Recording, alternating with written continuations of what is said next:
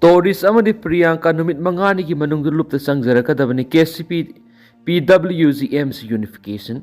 Notably sa salamba Torish amadi Priyangka numit mangani ki manungdu lupta sangjarakadabani haina KCP PWGM's unification ki PRO singkhay ngan bana thadorakpa chirolaman hairi. Siyol sina hai lup asina lamdam asigi nupi khunai bu awang bu thak thamduna ikai khumna baga loinana nupi oibi gi izat ngak tuni hingna bu hotnaringi sera asida kanagumba khrana nupi nupa oibi gi lisat sajat mangthokna bu hotnaribasi tasing lebuk thibani lamdam asigi inakulaba culture saksa yuthak phijet saksa amadi lamsa sajat pu hena wang thakta pukhatna bu hotnaringi khunai sibu kari su leitana khalaga miram gi nataba lisat ki matau tamduna kanglei pa asidasu asigumba lisat Satharam liba Imphal West District ki mayang Imphal Thana awang lekai digi takhilamam Torish sei kungani thwe amadi Thawbal District ki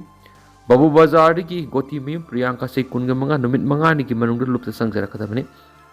nupi nupa oibi gi amadi miyoibu khunaina lona section na masum ikai khumnana thamjariba lon chachingbu kari su leitaba mongda yang haidana uhaidaba mong natabli sa satpegi video siemduna social media ra thadorakliba Torish amasum Priyangka lupta sangjaraktuna masa masagi maral sing yajagadabani karigumba namit mangani ki manungda lupta sangjaraktravadi mapunsida ningsingduna lehauragadaba akpa serakpiragani afaba sangthokpa nupi singbu ikai khumnaba awangba thakta thamba ngamba khunai ama uhenanaba lupna leba khunai siga kana hotnaringi serasida miyoi khrana natabli sa satuna khunai si maning halale loinana makhogi lisa singna tungi yumbural oiriba ngasigi naharol kiagi lamsa sajat manglaktuna khunai si nataba lisa satpa khunai am oirakpa yabanina makhoiguma miyoi singa sigi mathata akanba akpa serak pibigi tangai phadaba leibadagi khongthang si lokhatpani herakli Atopa tendak pa mana ngasi President Draupadi Murmu na Senapati District thungkiba reception program da kuki MLA sing saruk yakidre hairi hairiba thauram asida kuki internal displaced person IDP singa president ga unabigi thauram asi Senapati District headquarter da pangthokibane hairi Kangla Pau gi editorial ma'am da thamjari drug thingnabi state ki oiba tongan policy semu Manipur anti-social elements in the poppy thaba drug sungba madi yon bigi thabak sing parks na sa tharakibagi wathok lairi state asigi singi tuan manung hanjin mafam singda illegal immigrants in koki jawgi miyoi sing khunja sing sijina duna parks na poppy thaba madi mahayok bigi thabak sing leptana sa thari lenga na poppy thaba drug sungba masum yon ba thingna bigi akan ba thabak sing lokali poppy thaba mafam sing thi duna yantatuna manghan ba drug sungpham sing thugai ba duna tana Drug number 4 WY tablet na singwa drug makhal sing thingnaba war on drug ki khongjang sathari loinana poppy thabagi mohot senthok leiba miyoibada kanaba piba pambi sing thanaba senthang pibigi thabak lokhatlabasu poppy nataba atai pambi sing thabagi thabak sathapa pamdabigi maramdi poppy thabana senthok hena phangwadagini lamen tuhen ba miyoi khuzo khara khakna lenga amadi miyam gi mayokta poppy thabagi thabak sing leptana satharakli basigi maramdi lenga na poppy thaba miyoi sing pharaga logyeba akpa cheirak piba ngamdabadagini poppy thaba thingba amadi tharamba pambi sing yanthatuna mangan takhan begi thabak sing lenga ki mari leina loisang gi official sing yauna security force sing na sathabada khwaidigi ngakpa ama oiribadi poppy thabada sel thadaba mapu sing amata ngasi phawo pharaga cheirak piba ngamdabasini poppy thabagi mapu thabada sisinariba lawpham lam mapu phaba madi sangbada athingba thambagi thabak sing lokhat padaiti poppy tharamba mafam sing lengakna matpegi thabak lokhatlabadi poppy thaba thingba mai pak ngamgani thajai lengakna poppy thaba thingbagi thabak sa tharibagi mawong asidi huranba matung mairingba ka pakhaknari lengakna drug ki mayokta sa thariba thawong asida singnaba wang leidibadi lauktunaba madi sendong yenabagi thabak sa tharabra haibasini lengakna drug lalon ba poppy thabigi thabak thingnaba honabada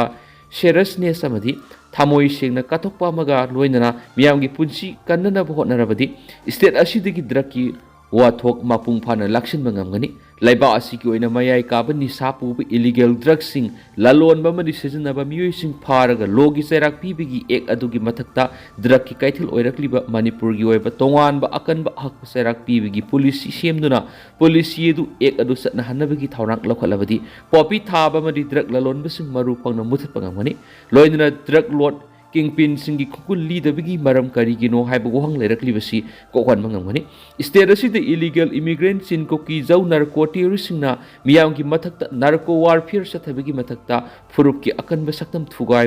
makhoina khutling tongan ba colony semnaba landaba ngamlakliwasi state ki oiba drug thingnaba policy leitaba madi laingak pasingi bafamda pukchel sengdabagini lawi Poppy Tower, Siena Bissing Pava Ngamdrabadi Yantat Pakatana Timangam Loy, Drug Lalon Bissing Matak Akpa Serak Pinava, State Kitongan, Police Shem Driba Pauba, Watu Asiki Warriors in Propangam Loy. Lengak CM Nabigi Manglanda, MLA Sing Delita Paisin Gadari have a pow update, PR Sang Doctring a Lengak CM Lagani, source. BJP ki makok thongbo officials sing na kaurakpadigi state asida Anouba lenga ama CM lagani haibigi manglanda BJP ki MLA punamak tha asigi taraga humdoi Delhi da paisinagadari mathang sei February tara humdoi da loigadari ba president rule asigi mamangda sungsoi soidan state asida Anouba lenga CM lagani haina BJP Manipur Pradesh ki masinjat pamiyoi mana phongdorakhi state asigi oina central leader na pekhalakni ba khongthang asigi matangda pausi amag hakthingna phaunaba pawmada BJP की बसिन चत पमियोशन हाइबदा central leader Singh की मैकेदी state की BJP की MLA पुनमक था सिगी तराग मरी फाव की ममांगदा लाकना बखंगलपनी BJP MLA पुनमक कौरक पोइबना कुकी MLA सिंह सरुक यारब यानलै मखोइसु लुसिंग बसिंग न कौर इ हाइबगी पावलै पार्टी की ओइना अवांग थाकी ओइबा मिफमदु कदाइदे पांगथोकदबनो हाइबदु सबसना खंगमंगमद्री अदुब पार्टी की ऑफिस ता पांगथोक यानलै मिफमदु स्टेट असिदा अनौब लेंगा अमा सेमनबगी मतंग खन्नरब याय लोइनना माइते अमदि कुकी की MLA सिंह की मैकेदिगी मोट सुलौरब याय हाउस फावगी ओइना स्टेट असिदा कनाडा चीफ मिनिस्टर की फंपिरकदबनो हाइबदु खंगदि सेंट्रल लेबलाक फिरेप अखोगी मैकेदिगी सु अदमक यागनी हाउस स्टेट असिदा चीफ मिनिस्टर की फम तानब MLA कयामरुम लै फनकना CM ओइना बसेन चोंगदुना तौरबसु सेंटना लेबलाक फिरेप अदुदि इंदबि यारोय सेरा असिदा स्टेट असि MLA खुदिमकनसु अनौब लेंगा अमा सेमबदि पुनमकि अपामनि लेंगाक सेमगनि हाइबसिसु जनवरी थाइ यौदब याना लै हाइदि निंगसिंग बयाब स्टेट असि सही सिगी फेब्रुअरी 13 हौदुना प्रेसिडेंट रूल चलाइदुना लाखिबनि अहानब PR थमख्रब मतुंग हौ नौना था तरुक अमगा संगदोरखिबनि मसिगी था तरुक संगदोखिबसि मथंग सही फेब्रुअरी 13 लोइगदौरिबनि मरम मदुना नौना PR था तरुक अमगा संगदोक्त्रिङै सुंसोइ सोइदुना लेंगाक सेम लगनि हाइबगी थाजबले अनौब लेंगा अमा सेमु हाइबसि मणिपुर मियामगी मतम सांगनदगी तांदुना लाप दिमानमनि मध्य प्रदेश कांग्रेस MLA दा हाtkani की हलखरे सरपंच अमगी मपुरोइबा दुना कांग्रेस MLA कैलाश कुशवाहा नब फोन की अलग उत्प साथीबा वीडियो अमा थादोरखिबदगी मध्य प्रदेश की शिवपुरी डिस्ट्रिक्ट पॉलिटिकल की उंखनब वांखलखरे असेंबली दगी MLA अदुना मयुम दा हलकपदा video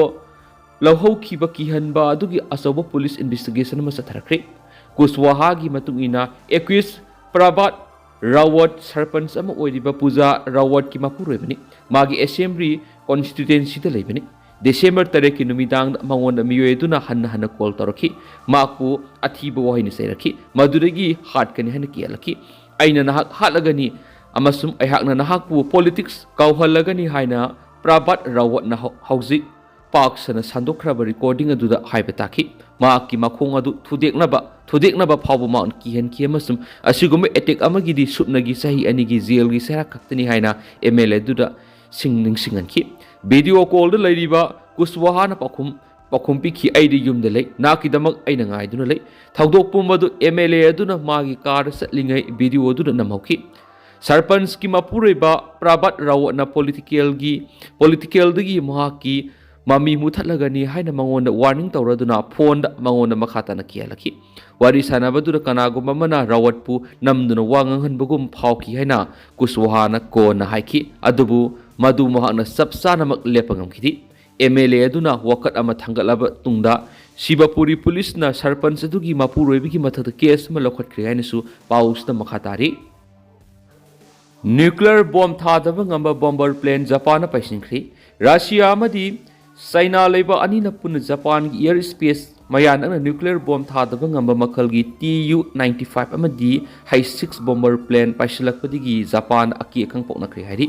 Japan ki Defense Ministry ki makai ki phongdorapgi matungina China amadi Russia ki thawong adu Japan da aki ekhang pirak oina lawi loina Japan ki national security ta sauna singnarak pa amani haina su lawdaba ngamdi haina phongdokre nakala maramda South Korea ki airspace amanakna Russia ki plane taret amadi China ki plane ani pasilakhiba dugi matangna akan mamongna yaningdaba phongdokre thawong adu US ki makai ki su akan mamongna yaningdaba phongdorakre haina su paus ta makhatari tendaba pawmana Lan thokliba Gaza da isawgi awaba muk mayuknare hari hawkibasai anirongi Gaza da Hamas amadi Israel anigi marakta akanba lan soknabigi awaba sawna mayuknarengi sera asida isa amu tholaktuna Gaza da laidiba miyoising khamthengna awaba mayuknare haidinasu pawusta makhatana su report tarakli